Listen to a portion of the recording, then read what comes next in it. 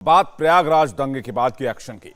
10 जून को जुमे की नमाज के बाद प्रयागराज में हुए एक्शन का अब रिएक्शन नजर आ रहा है। उपद्रवियों ने शहर में कोहराम मचाया तो प्रशासन ने कार्रवाई करते हुए मास्टरमाइंड जावेद मोहम्मद का घर गिरा दिया।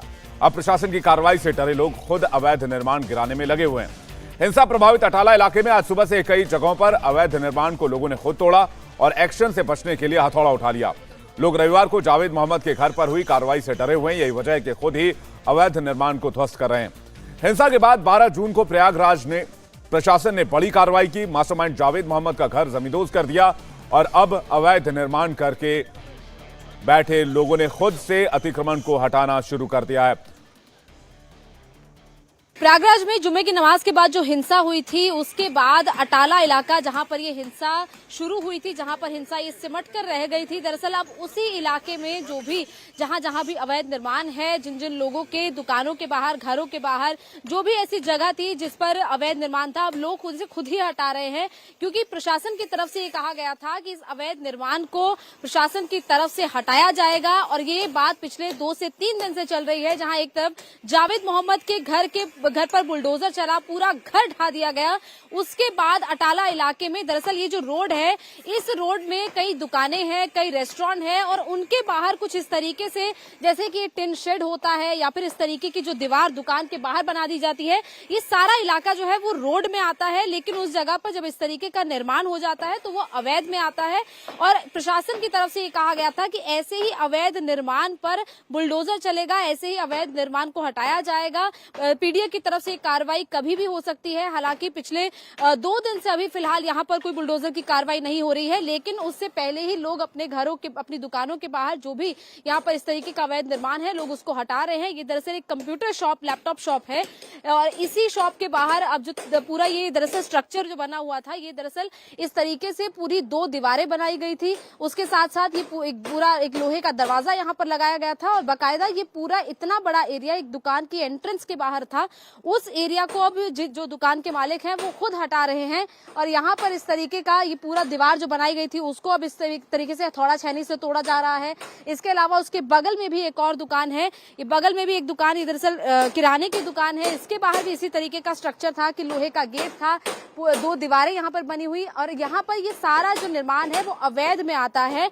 जितना एक एरिया एक दुकान का या घर का होता है उतने में ही उसका निर्माण करना होता है, लेकिन उसके बाहर जब इस तरीके की टिन शेड या इस तरीके के पिलर्स लगाई दिए जाते हैं या फिर दीवार इस तरीके की बना दी जाती है तो वो सारी चीजें अवैध निर्माण में आती है। और अब लोगों का कहना है कि यहाँ पर प्रशासन की तरफ से कहा जा रहा था कि बुलडोजर चलेगा, प्रशासन आकर इस तरीके से यहाँ पर तोड़े, इसीलिए लोग खुद तोड़ रहे हैं। भैया ये आपकी दुकान है? भाई साहब आपकी दुकान है ये? नहीं भाई, हम लोग लेबर हैं। हम लोग लेबर हैं आप? अच्छा, ये दुकान के अंदर भी एक भाई साहब मौजूद हैं। भाई साहब ये आपकी दुकान है? सर आपकी दुकान अभी आप लोग खुद ही तोड़ रहे हैं, क्यों हटा रहे हैं आप? हाँ, तो ये आप लोग अब खुद तोड़ रहे हैं, आप लोगों को कुछ नोटिस मिला? हाँ हाँ, सिर्फ बचने के लिए। ये अवैध निर्माण में ही आता है ना? वो अवैध निर्माण में आता है, ये अवैध निर्माण। ये तो आप नहीं कर रहे, तो इसीलिए ये कितने साल से बना हुआ है ये दुकान नहीं, ये बाहर का 10-15 साल से। अब आप लोगों को कुछ बताया गया था कि यहाँ पर ऐसे बुलडोजर चलेगा या फिर कुछ जानकारी मिली थी? कोई जानकारी नहीं, इस तरह की मीडिया सुन के एहतियात के तौर पर हटा रहे हैं। तो इनका कहना है कि ये पिछले 10-15 साल से इन्होंने बना रखा था ये एरिया दुकान के बाहर का और ये क्योंकि इलीगल में आता है इसीलिए इस तरीके से यहाँ पर इसको दरवाजे को काटा जा रहा है बाकायदा और दरवाजे को काट कर यहाँ से निकाला जाएगा। प्रशासन यहाँ पर किसी भी तरीके की कार्रवाई करे उससे पहले अब लोगों ने खुद ही कार्रवाई कर ली है। यहाँ पर एक बोर्ड भी लगा हुआ था, एक बाकायदा जो दुकान के बाहर का बोर्ड है, उस बोर्ड को यहाँ पर उतार के इन्होंने खुद ही हटा दिया है और खुद ही यहाँ पर छेनी और हथौड़े से दीवार को तोड़वाया जा रहा है। जो यहाँ पर शेड लगी हुई थी, जो पूरा जाल लगा हुआ था लोहे का, उसको हटा रहे हैं और इस पूरे लोहे के दरवाजे को भी यहाँ पर तोड़ा जा रहा है। कैमरा पर्सन चंद्रभान के साथ कौनिका अरोड़ा, इंडिया टीवी, प्रयागराज। प्रयागराज में हिंसा के पीछे पुलिस को बाहरी लोगों पर भी शक है। पुलिस बच्चों को हिंसा के लिए उकसाने वालों की भी जांच कर रही है। प्रयागराज के एसएसपी से बातचीत की हमारे संवाददाता कौनिका अरोड़ा ने।